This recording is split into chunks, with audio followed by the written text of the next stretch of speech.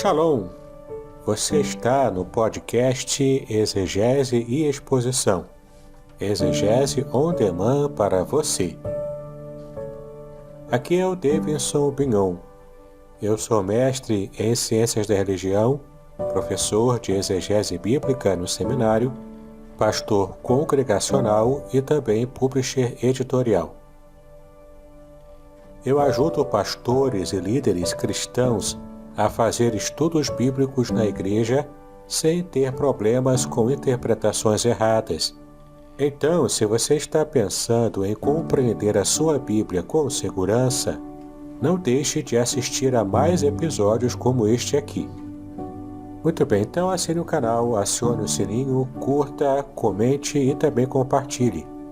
Você poderá me dar uma força me ajudando a ampliar o alcance com os estudos bíblicos de qualidade na internet.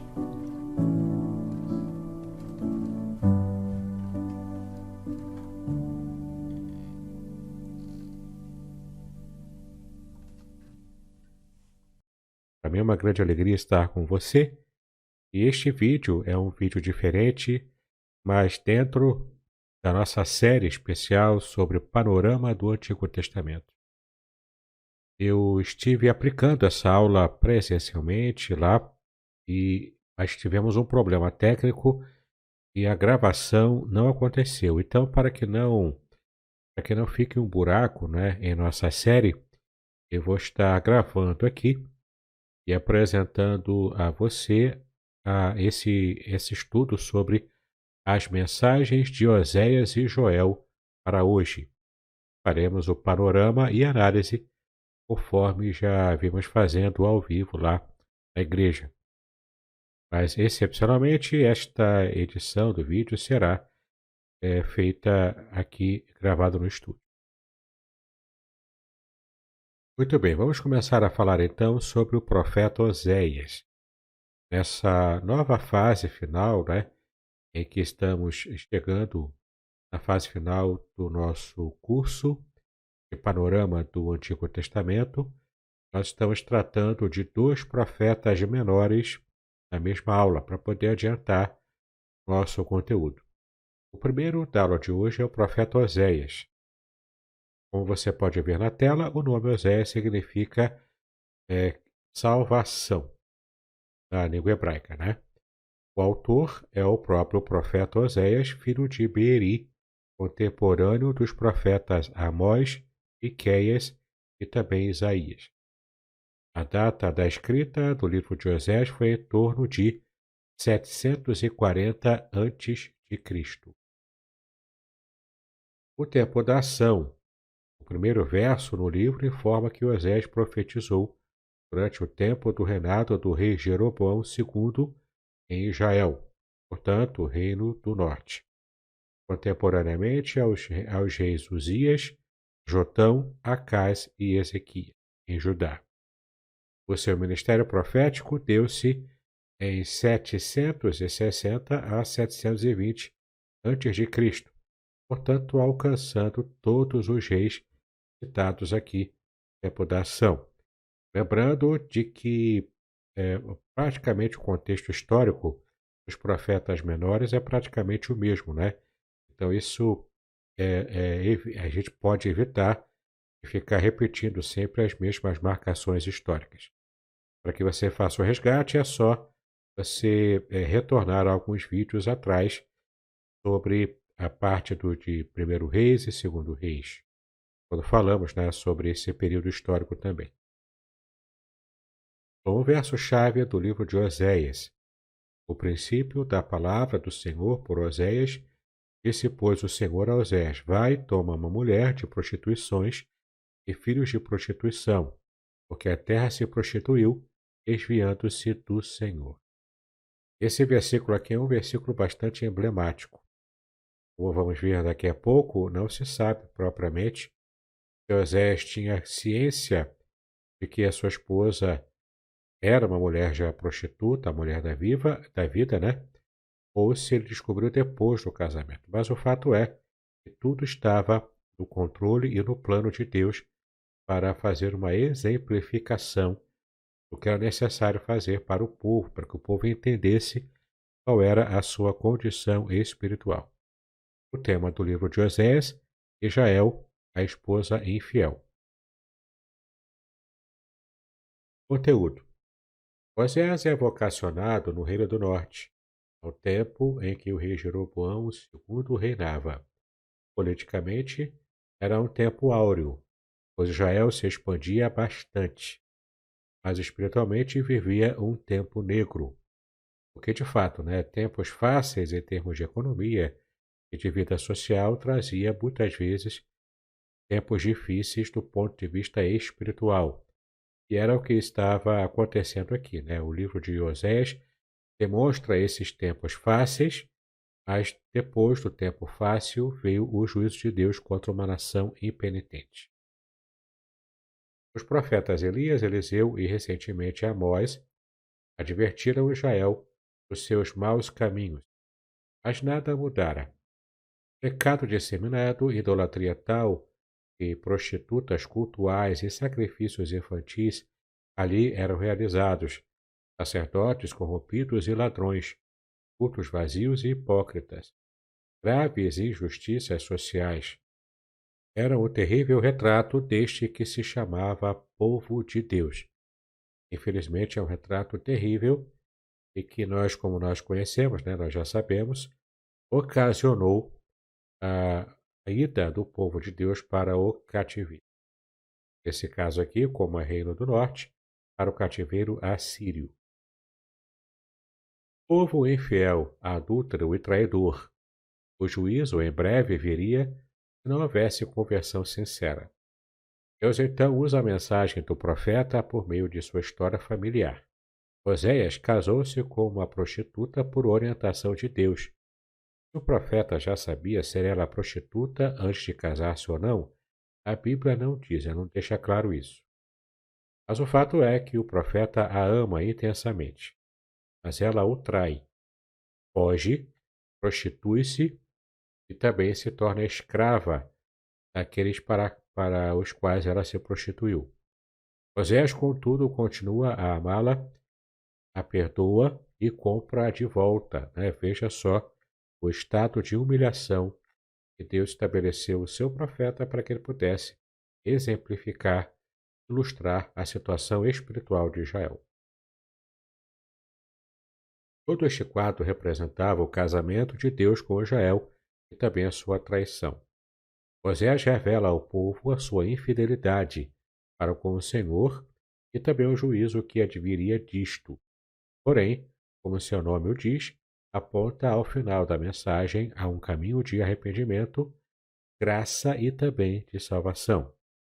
Israel, entretanto, não ouviu esta mensagem e foi destruído no ano 722 a.C.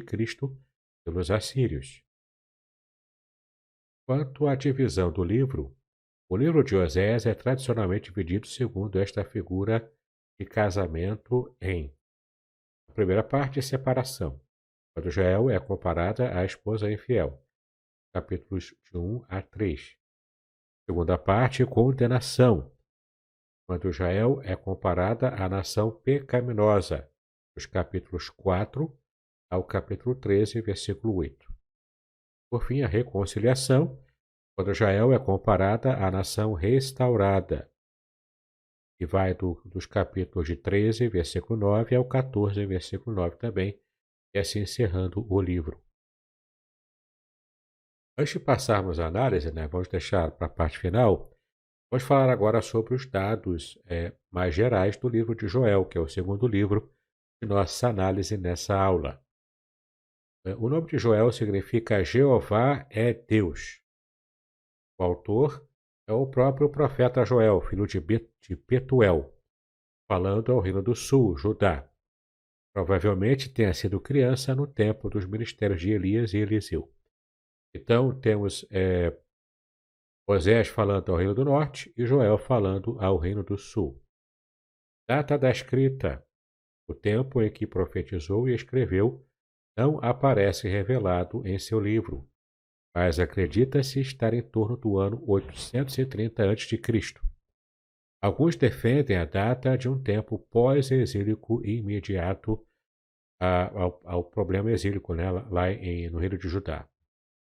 Tempo da ação. Como dissemos, o tempo preciso de sua palavra e ministério é desconhecido. Sabe-se pelo texto que foi logo após uma praga de gafanhotos que assolou a terra. Presume-se que tenha sido durante o reinado de Joás. O verso-chave está no capítulo 1, versículo 15. Aquele dia, porque o dia do Senhor está perto e virá como uma assolação do Todo-Poderoso. Então, guarde, inclusive, essa palavra aqui, essa expressão, dia do Senhor, aparece muito aqui no livro de Joel. O tema do livro, o dia do Senhor, será terrível como a praga de gafanhotos. Era uma praga real que aconteceu na época do profeta. Conteúdo. Bom, quanto ao conteúdo, a terra acabara de ser assolada por uma praga de gafanhotos que devorara toda a plantação, promovendo fome, seca e desemprego também. Corriam o povo e os animais. O desespero era incomparável. Esta foi a ocasião em que o profeta levantou em nome do Senhor, anunciando-lhes que a praga era juízo imediato no estado de pecado e indiferença do povo para com Deus. Era também símbolo do juízo final no dia do Senhor. Perceba aqui que essa expressão, dia do Senhor, né, está entre aspas aqui, porque de fato é uma expressão muito peculiar no livro de Joel. Não aparece apenas em Joel, aparece em outros profetas também. Mas Joel traz bastante destaque a essa expressão, o dia do Senhor. Joel é detalhado em sua mensagem, descrevendo vivamente o que acontecera. Nós, os seus leitores, acompanhamos os seus relatos como se contemplando o evento. Nada antes assim havia acontecido, e até mesmo os alienados bêbados sentiriam os efeitos da desgraça. Não havia o que plantar e colher, o que comer ou mesmo oferecer no templo. Tal era a situação de desolação na época do profeta Joel, lá no Reino do Sul, em Judá. Os gafanhotos foram comparados a um povo com dentes de leoa. Capítulo 1, versículo 6. Isto é, na visão profética, mais do que a constatação do juízo imediato pela praga. Poderia ser o anúncio de um juízo em futuro breve sobre o Reino do Norte, por mãos dos assírios, cujo símbolo dos seus exércitos era, de fato, o leão. Podcast Exegese e Exposição. Exegese on demand para você.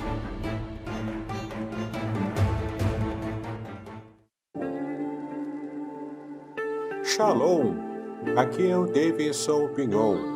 Eu ajudo pastores e líderes cristãos a fazer estudos bíblicos na igreja sem ter problemas com interpretações bíblicas erradas. Então, se você está pensando em compreender a sua Bíblia com segurança, não deixe de assistir a mais conteúdos como este aqui neste canal.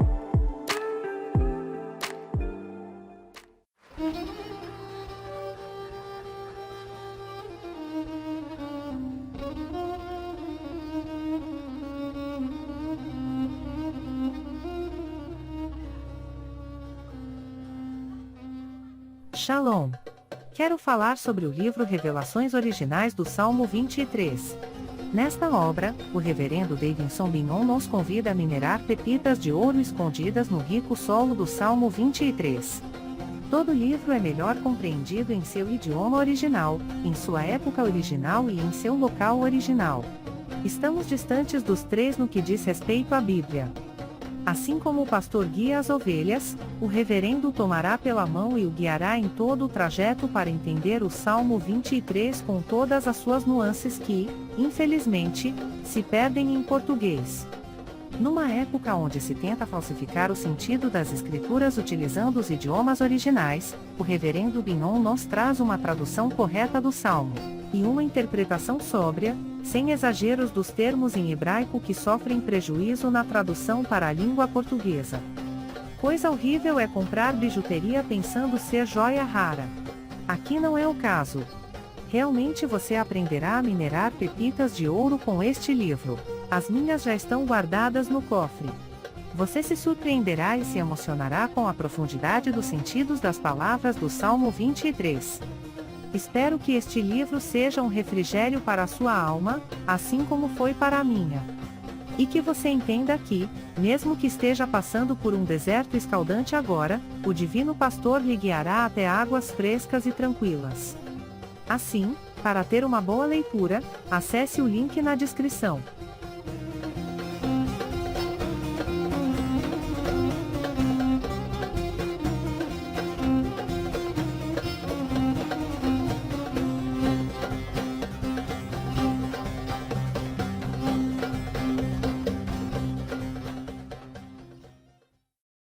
O dia do Senhor está perto.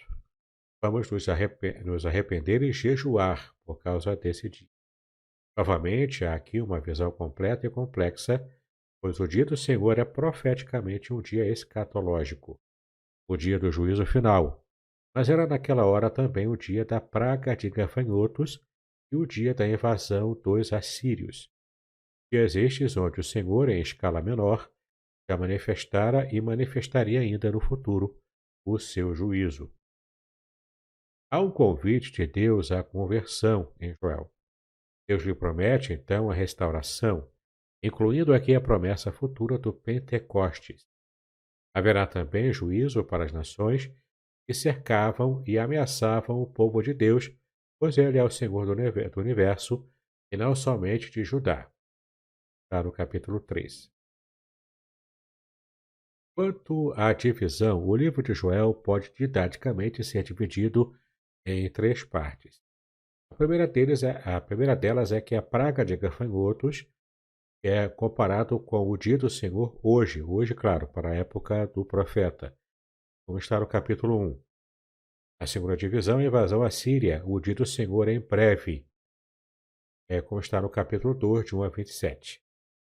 Depois, o juízo final, o dia do Senhor é escatológico, que vai dos capítulos 2, 28 a 3, 21. Você vê aqui essa simples divisão em 3 partes do livro de Joel.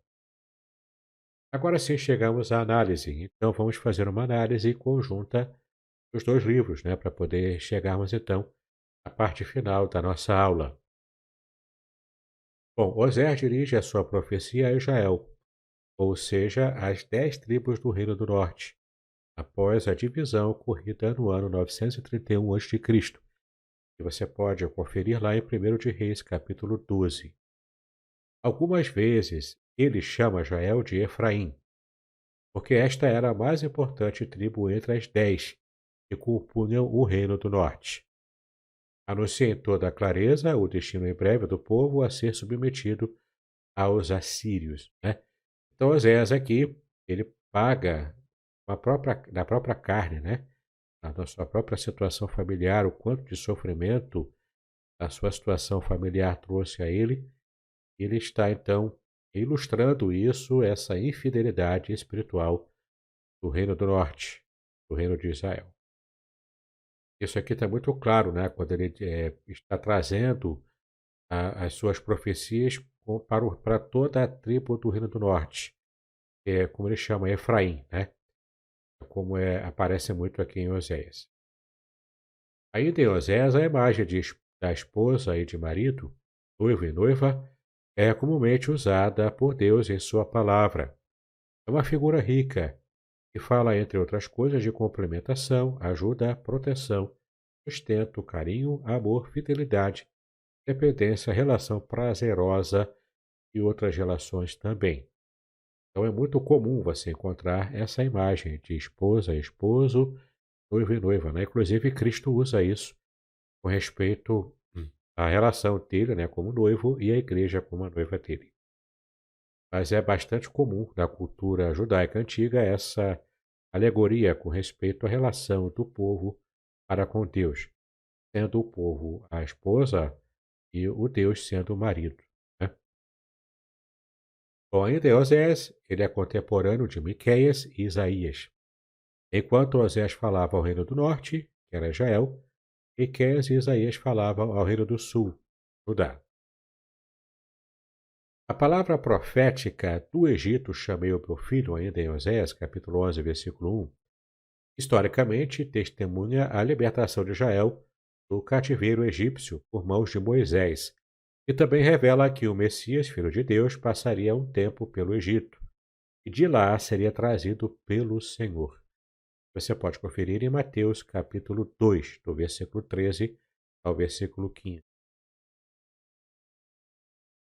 As revelações messiânicas escatológicas de Joel, que estão em Apocalipse 9, elas já são elencadas aqui, né? E agora já saímos de Osés, estamos agora no profeta Joel.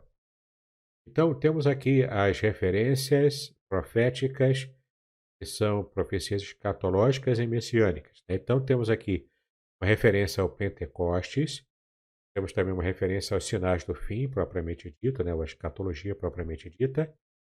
Temos a salvação pela graça, que é uma referência soteriológica. Temos o juízo final, mais uma referência escatológica. E, por fim, a Jerusalém celestial, mostrando a última referência escatológica, que traz essa aproximação do profeta Joel com o Apocalipse. Aliás, Joel ele é tido também como uma espécie de Apocalipse do Antigo Testamento, assim como Daniel e outros profetas também nessa linha, né? Ezequiel também era um deles. Joel recebeu uma visão transtemporal complexa que nos transmite em seu livro. Ou seja, transtemporal por quê? Porque ela é uma visão que ela percorre o tempo, né? Ela passa por vários tempos na história. Então, por exemplo, ele viu a praga de gafanhotos e sua devastação foi enorme. E isso era patente aos seus olhos. Ele também imediatamente viu a praga como um povo poderoso e inumerável que tinha dentes de leão. E era uma referência aqui à Síria que invadiria o outro reino, o reino do norte, né? E não o reino do sul, para quem Joel estava profetizando. Na mesma visão ainda, Joel chorou e lamentou pelo terrível dia do Senhor. O dia do Senhor, que era o dia do juízo, de certa forma era mesmo o dia da praga dos gafanhotos e o dia do juízo assírio também. Aqui a temporalidade. Alguns anos depois, né, que aconteceu o cativeiro assírio. Isto, porém, numa forma bem restrita. O profeta, ao descrever este dia, o fez como um evento futuro, e tão tremendamente grande que não se cumpriria apenas com a invasão dos assírios, pois incluiu acontecimentos universais. O dia do Senhor, em sua versão completa e final, envolverá todas as nações da terra e mudará a história do mundo inteiro, né, como está aqui no capítulo 3. Então é aqui a versão escatológica, bem para o futuro mesmo e final também, do que Joel estava profetizando sobre o dia do Senhor. E como já disse, também era uma expressão chave do seu livro. Além disso, Joel viu, né, que era uma visão só, mas com elementos do presente. Era a praga, de um futuro próximo a invasão assíria, e de um futuro distante, o Pentecostes, e de um futuro ainda escatológico, que é propriamente o juízo final. Tudo, porém, visto a um só tempo, sem que o profeta discernisse espaço de tempo entre os eventos. Por isso que nós temos hoje uma compreensão muito mais elevada, mais detalhada do que o próprio profeta Joel pôde ter no momento em que ele recebeu a visão, né? A compreensão nossa hoje é mais completa do que a visão que ele teve. Por isso, essa perspectiva transtemporal, como nós vimos aqui, né? Bom, a expressão o dia do Senhor, tão frequente na profecia de Joel, não é exclusividade de sua mensagem, pois cerca de 9 profetas falaram deste dia. O dia do Senhor, no sentido mais restrito, é todo e qualquer dia na história onde o Senhor faça uso do seu poder, soberania, glória e majestade, para então executar a justiça e juízo sobre os homens. Por isto, desta forma, a praga de gafanhotos e a invasão assíria foram expressões locais do dia do Senhor. No sentido mais amplo e completo, refere-se ao evento final, em que o Senhor julgará todas as nações segundo as suas obras, né? Então nós temos aqui uma referência bastante completa do dia do Senhor no seu aspecto de várias etapas do cumprimento profético. Bom, chegamos à parte final então, que nós reservamos aqui, sempre falamos aqui nessas nossas aulas de panorama do Antigo Testamento. Vamos ver Cristo nos dois profetas que estamos analisando hoje. Então, Cristo no profeta Oséias e depois Cristo no profeta Joel. Cristo em Oséias. Mateus vê em Oséias 11:1 uma profecia que foi cumprida quando Jesus, quando ele é bebê, foi literalmente levado e trazido do Egito. Um paralelo com a longa estada de Israel no Egito e propriamente o êxodo, né? Como está em Mateus 2, versículo 15. O escritor da Epístola aos Hebreus acha em Jesus aquele que capacita os crentes a oferecerem sacrifícios aceitáveis de louvor, pelos quais nós nos tornamos recipientes do perdão misericordioso de Deus. Você vê aí no capítulo 13 de Hebreus. Então é bem interessante a gente perceber aqui como essas referências realmente nos fazem entender que há uma referência profética em Oséias ao Senhor Jesus. A Pedro, Jesus provê a base pela qual aqueles que estavam fora da família de Deus agora são admitidos a um relacionamento com ele. A Paulo, Jesus cumpre a promessa de Oséias de que alguém quebraria o poder da morte e da sepultura e traria também a vitória da ressurreição. Os ensinamentos de Paulo acerca de Cristo como noivo e a igreja como a noiva correspondem também à cerimônia de casamento e os votos pelos quais Deus entra num permanente relacionamento com Israel. E como nós já vimos aqui, tanto em Oséias como em outras passagens também, é Deus se apresentando como o esposo e Israel a esposa. Muito bem. Cristo em Joel. Como que Joel trata profeticamente aqui, né, da pessoa de Cristo. Joel, o profeta do Espírito Santo, não faz muitas referências diretas ao Messias. Tem muitas declarações do Senhor como Jeová, como Yahweh, né? Entretanto, ele fala como o Messias que virá libertar e governar o seu povo na era messiânica. Veja aqui Joel 2:27. Sabereis que estou no meio de Israel. E também no versículo 28. Derramarei o meu espírito sobre toda a carne. E no capítulo 3, versículo 2. Congregarei todas as nações e entrarei em juízo contra elas.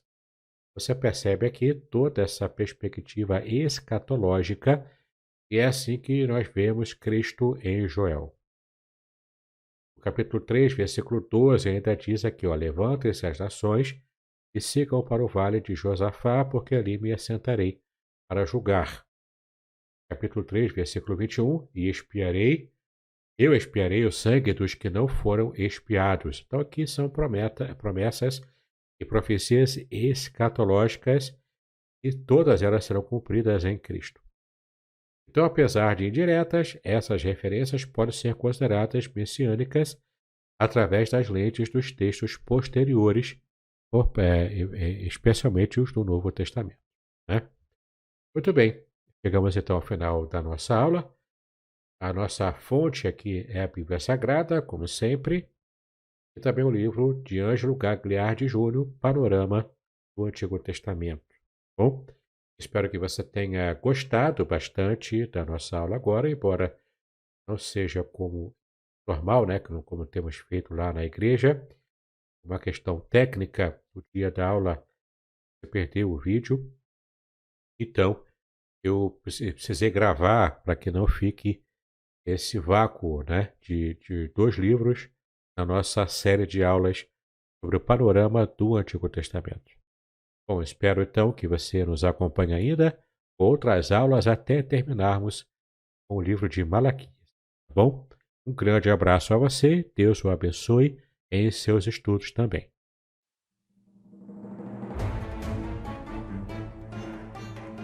Muito bem, agora eu gostaria de ver a sua participação. Entre em contato comigo, compartilhe a sua experiência comigo e quem sabe até se você enviar em formato de áudio, eu possa aproveitar a sua experiência para apresentar no próximo episódio do podcast Exegese e Exposição. Eu sou Davidson Pignon e eu ajudo pastores e líderes cristãos a fazer estudos bíblicos da igreja, sem terem problemas com interpretações erradas. Se você então está pensando em compreender a sua Bíblia com segurança, não deixe de assistir a mais episódios como este aqui. Então, assine o canal, acione o sininho, curta, comente e também compartilhe. Ajude-me a ampliar o alcance com estudos bíblicos de qualidade na internet. Que Deus abençoe os seus estudos, paz e bênção sobre a sua vida.